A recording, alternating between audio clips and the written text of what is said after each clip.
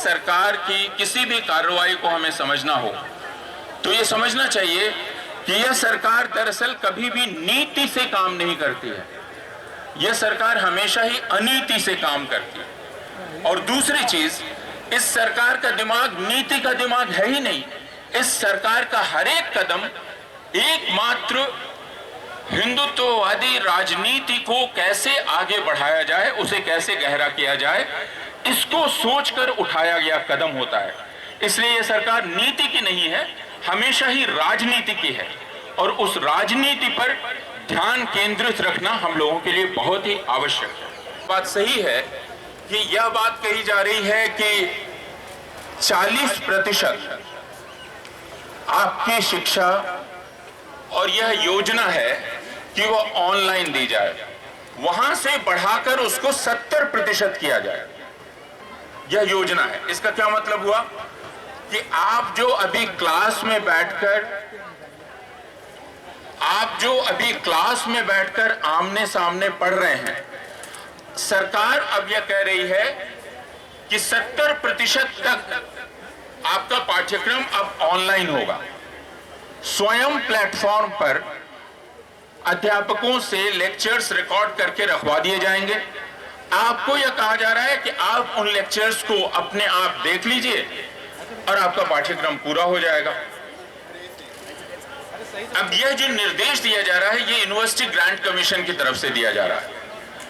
एक प्रश्न जो हम लोगों को करना चाहिए वो ये कि अगर यह शिक्षा नीति लागू की गई है, जो कि कहा जा रहा है कि लागू कर ली गई है, और मुझे जहां तक यह पता चला है शायद यह पहली वर्षगांठ है उसकी या दूसरी है, दूसरी वर्षगांठ है, तो जो कुछ भी यूनिवर्सिटी ग्रांट कमीशन अभी कर रही है, क्या वो शिक्षा नीति के आलोक में कर रही है? जैसा बिहार के हमारे मित्र ने बताया कि फीस जो बढ़ाई गई, क्या वो शिक्षा नीति के चलते बढ़ाई गई? हमें यह समझना चाहिए कि शिक्षा नीति दरअसल अब एक ऐसी धोखे की टट्टी है जिसकी आड़ में हर विश्वविद्यालय और हर यूनिवर्सिटी ग्रांट कमीशन जो चाहे वो कर रही है और उसको वो कहती है कि यह नई शिक्षा नीति के आलोक में हो रहा है। हमें ठीक पता भी नहीं है कि नई शिक्षा नीति की कार्य योजना क्या है। और यह अंतिम बात मैं कहना चाहता हूं, कभी भी जब राष्ट्रीय नीति लागू होती है तो उसे संसद में उस पर बहस होती है। नई शिक्षा नीति संसद में गई ही नहीं है, संसद में उस पर कोई विचार विमर्श नहीं हुआ है, राज्य सरकारों से उस पर कोई विचार विमर्श नहीं हुआ है। तो फिर नई शिक्षा नीति, राष्ट्रीय नई शिक्षा नीति हो कैसे गई और वो लागू कैसे हो रही है? दूसरी चीज जो किसी भी राष्ट्रीय शिक्षा नीति में होती है या किसी भी नीति में होती है कि जब आप नीति का दस्तावेज तैयार करते हैं तो नीति के दस्तावेज क्या होते हैं? वे आपके इरादे बताते हैं। मैं इधर जाना चाहता हूं, मैं इधर जाना चाहता हूं, मैं इधर जाना चाहता हूं। लेकिन सरकार के इतना भर कह देने से कि मैं इधर जाना चाहती हूं, बात तो पूरी नहीं होती है। जब सरकार ये कहेगी कि मैं यह हासिल करना चाहती हूं, तो सरकार से यह पूछा जाएगा कि आप कैसे हासिल करना चाहते हैं, यानी बजट में उसके लिए कितना पैसा आप लगा रहे हैं। यह बात अभी तक हमें नहीं मालूम है, क्योंकि नई शिक्षा नीति के आलोक में कोई प्रोग्राम ऑफ एक्शन नहीं बनाया गया है। तो जब कोई प्रोग्राम ऑफ एक्शन है ही नहीं, तो जिसे जो भी तबीयत हो रही है वो कर रहा है। हर विश्वविद्यालय अपनी मनमानी कर रहा है और उसे वह उचित ठहरा रहा है यह कहकर कि यह नई शिक्षा नीति को लागू करने का प्रयास है। इसलिए हम नई शिक्षा नीति पर जब विचार करें तो इन बुनियादी चीजों पर जरूर विचार करें कि दरअसल देश की शिक्षा के सामने चुनौती क्या है। चुनौती संख्या की बढ़ोतरी की है। उस संख्या की बढ़ोतरी के चलते स्कूल परिसर, कॉलेज परिसर, विश्वविद्यालय परिसर में जो परिवर्तन किए जाने चाहिए, उनमें जो पैसा लगाया जाना चाहिए, सवाल उस पैसे का है। क्या सरकार वो पैसा लगाना चाहती है या नहीं चाहती है? अगर पिछले 5 वर्षों का रिकॉर्ड आप देखेंगे तो आपको पता चलेगा सरकार लगातार पैसा काट रही है। तो जब वो लगातार पैसा काट रही है तो हम इस शिक्षा नीति का करें क्या?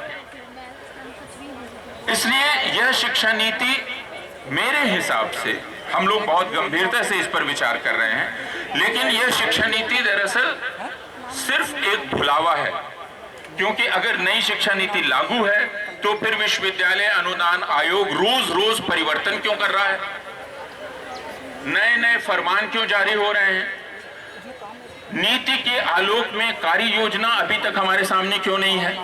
ये प्रश्न हमें करने चाहिए। और उसके साथ जो आखिरी बात मैं कहना चाहूंगा कि कोई भी शिक्षा नीति जो राष्ट्र की अवस्था होती है उसको देखकर बनाई जाती है। हमारी राष्ट्र की अवस्था अभी क्या है? हमारी राष्ट्र की अवस्था अगर देखें तो पूरी तरह से हिंसा और घृणा का माहौल चारों तरफ है। मुसलमानों और ईसाइयों के खिलाफ हिंसा की जा रही है। यह माहौल है, यानी सामाजिक विभेद, सामाजिक हिंसा चारों तरफ दिखलाई पड़ रही है, मुसलमानों, ईसाइयों के खिलाफ और दलितों के खिलाफ। यह एक माहौल है। दूसरा माहौल है आर्थिक पृष्ठभूमि। अगर आप देखेंगे तो इस देश के जितने भी प्राकृतिक संसाधन हैं और जितने भी सार्वजनिक संसाधन हैं जो हमारे और आपके पैसे से बने हैं, वे सारे संसाधन प्राकृतिक और सार्वजनिक, यानी जल, जंगल, जमीन और जो आपने बनाया जैसे बैंक, जैसे LIC और बाकी तमाम चीजें, वे सब अब कॉरपोरेट घरानों को हवाले किए जा रहे हैं, खासकर 2 कॉरपोरेट घरानों को। श्रम कानूनों में ऐसी तब्दीली लाई जा रही है जिससे मजदूरों के अधिकार छिनते चले जाएंगे। किसानों से उनकी खेती छीन लेने की साजिश की जा रही है। यह पूरा माहौल है। इस माहौल में यह शिक्षा नीति लाई जा रही है, तो आप इसका मकसद भी समझ सकते हैं। अंतिम बात मैं यह कहना चाहूंगा कि अगर इस सरकार की किसी भी कार्रवाई को हमें समझना हो तो यह समझना चाहिए कि यह सरकार दरअसल कभी भी नीति से काम नहीं करती है। यह सरकार हमेशा ही अनीति से काम करती है। और दूसरी चीज, इस सरकार का दिमाग नीति का दिमाग है ही नहीं। इस सरकार का हर एक कदम एकमात्र हिंदुत्ववादी राजनीति को कैसे आगे बढ़ाया जाए, उसे कैसे गहरा किया जाए, इसको सोचकर उठाया गया कदम होता है। इसलिए यह सरकार नीति की नहीं है, हमेशा ही राजनीति की है। और उस राजनीति पर ध्यान केंद्रित रखना हम लोगों के लिए बहुत ही आवश्यक है। शुक्रिया।